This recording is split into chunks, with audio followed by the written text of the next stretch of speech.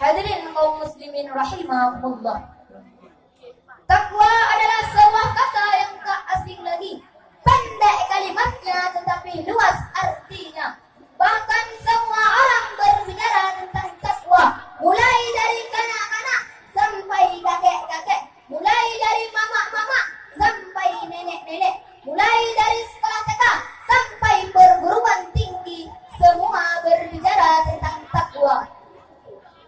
Karena sering diucapkan sampai pergeseran arti. Padahal ulama-ulama sudah mendefinisikan bahwa takwa itu adalah amar ma'ruf nahi munkar, yang artinya melaksanakan perintah Allah dan menjauhi larangannya. Kalau kata orang Aceh, pumus dulu, puji tegak, yang dilarang oleh Allah ba'ta kurja. Hadirin kaum muslimin rahimahumullah.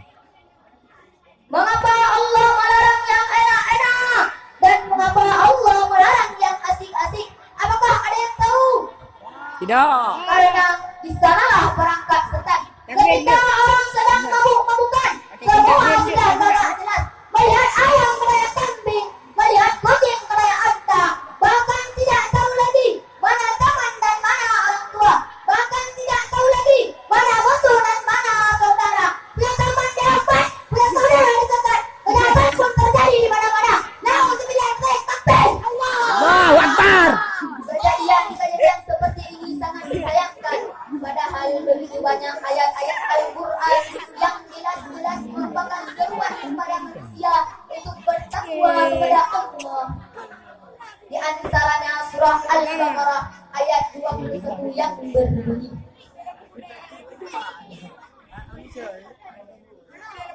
A'udzu billahi minasy syaithanir rajim.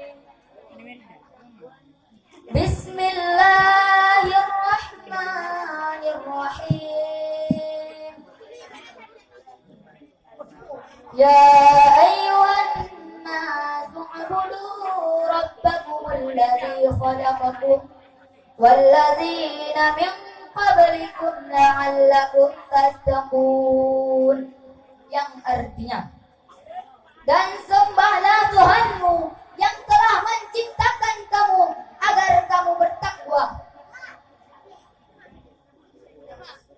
Hadirin kaum muslimin rahimakumullah. Sebagai muslim kita harus